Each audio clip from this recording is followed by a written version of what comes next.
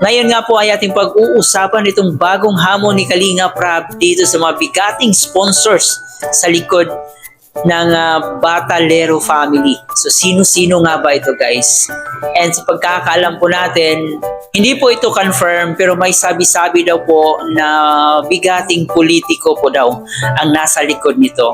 So sino kaya ito? And ang tanong ng marami, kakasakaya itong mga bigating sponsor na to at haharap kaya sila dito kay Kalinga Prab? Kasi yun po yung request ni Kalinga Prab, yun po yung hamon niya. At isa din po dito, guys, sa kanyang sinabi na gusto niya siya yung haharap sa mga reklamo nitong Batalero family. Kasi nakikita rin niya na masyado nang nahihirapan yung papa or si Kuya Bal. Wala din naman kasing anak, guys, na gustong makita na nahihirapan yung kanilang ama, yung kaniyang ama, di ba? At tulad din po ng nangyari ngayon sa Batalero family, ayaw din po nilang mahihirapan yung kanilang anak. So naiintindihan din po natin ang both sides, naiintindihan natin ang pamilya ni Kalinga Prab at naiintindihan din po natin ang side nila Batalero family.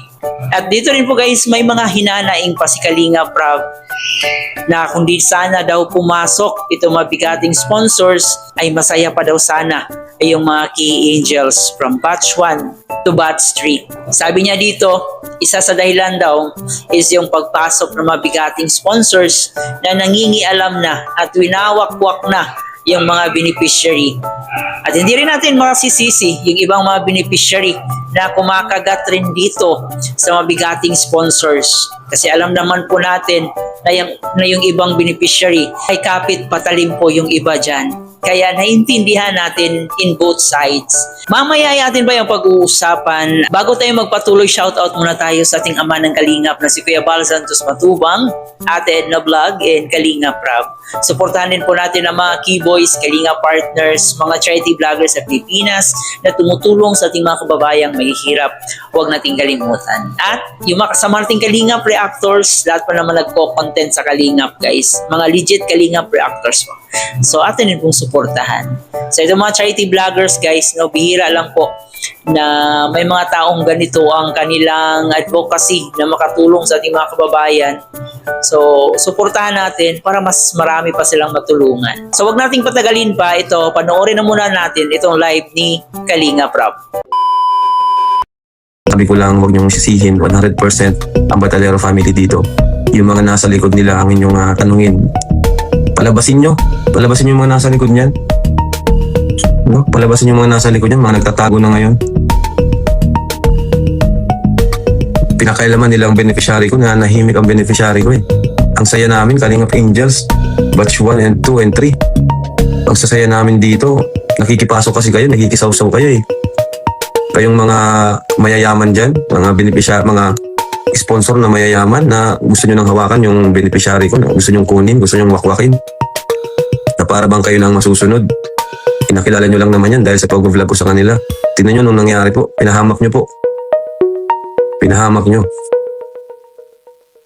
No? Kayong mayayaman na sponsor dyan, lumabas kayo ngayon. Masaya kami dati. Wala pang masyadong sponsor si Biancy, masaya pa kami nun. Ngayon, ang dami nang gugulo eh.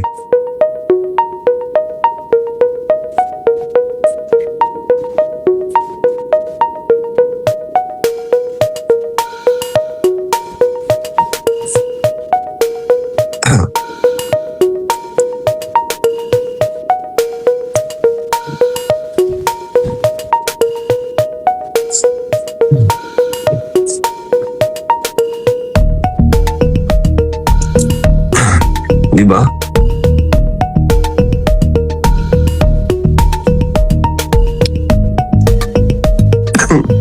So, yun lang din po.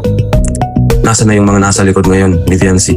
Sa kagustuhan yung matahimik yung buhay ng bata, lalo siyang napahamak sa mga ginagawa po ninyo. Di ako nagkulang sa paalala sa kanya. Sinabi ko, mga desisyon mo sa buhay pag-isipang mabuti kasi wala, habang buhay na yan, di na matatanggal yan, di na mawawala yan. No? Chat ko siya.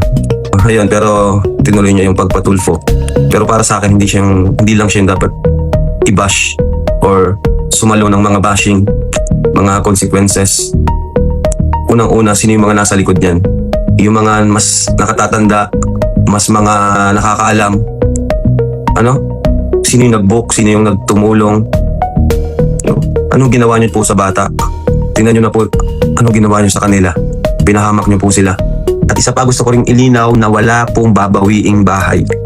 Kasi sa 264, wala po yung binawi na bahay. Iniwan ng beneficiary, pero binawi wala. Kahit hindi bahay, kahit anong binigyan niyan, hindi yan babawiin. At lalong-lalo na po ako. Ako yung nagpagawa niyan, wala akong babawiin dyan. Sa kanila po yan, di po yan sa akin. Sa Batalero family po yung bahay na yan. Sa akin po kayo makinig. Hindi po namin babawiin yung bahay, hindi ko po yan babawiin. Tandaan niyo po yan. Kahit paiwan niyo yan, sa totoo lang, kahit iwan nila yung bahay na yan, hindi ko kukunin po yan. Hindi ako ganun tao na binigay ko, babawiin. So, about naman dyan kay Kuya Bal, ako na pong bahala kay Kuya Bal na magsabi na tama na, stop na, ayaw ko na po ng gulo. Kasi hindi lang naman si Kuya Bal ang dito natadamay ako, pati mga kapatid ko. Sila Pau-Pau, sila Kakay, ayaw niya ng ganito. Sa totoo lang, matagal na silang na-stress din. Alam ko na nadala si Kuya Bal sa kanya, sa bugso ng kanyang damdamin. Frustrated siya, galit siya. Pero kami na pong pamilya ang bahalang sa kanya, magsabi, magpaalala na tama na, ayaw na po namin ng gulo, ayaw ko na ng nakapatulfo na sila, nareklamo na si Kuya Bal.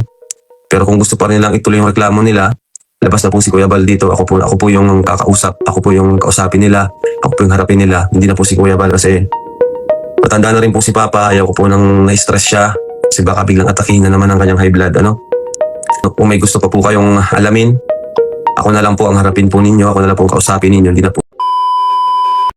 Nakikita natin na galit si Kalinga Prab. Galit siya sa mga sponsors na nagsusulsul.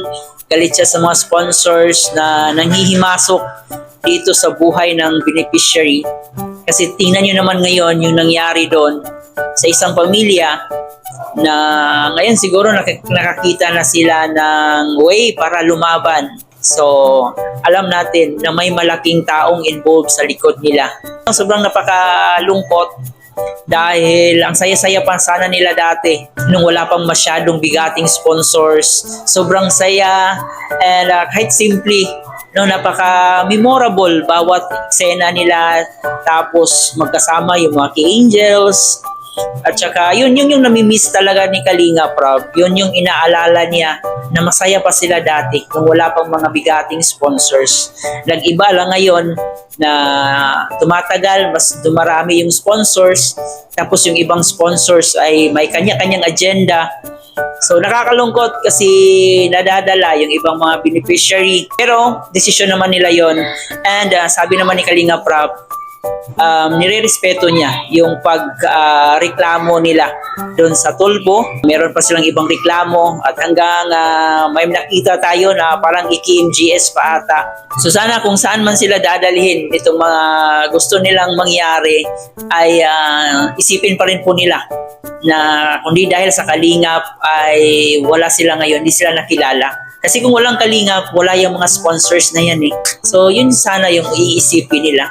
Pero nangyari na ang hindi dapat sanang mangyari, and sabi naman ni Kalinga Prab ay handa siyang harapin kung ano yung mga reklamo, and nakikiusap rin siya na sana wag nang isali yung papa niya, si Kuya Bal, kasi matanda na ito. At alam naman natin pag matanda na yung isang tao ay hindi na yan nakukontrol yung emotions niya.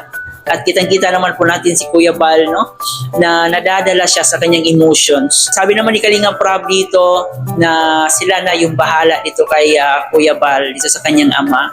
And I know naman na makikinig itong si Kuya Bal sa kanyang mga anak. Minsan kasi si Kuya Bal nakikitaan ng butas kasi nadadala siya sa kanyang emotions. Hindi niya nakokontrol yung galit niya.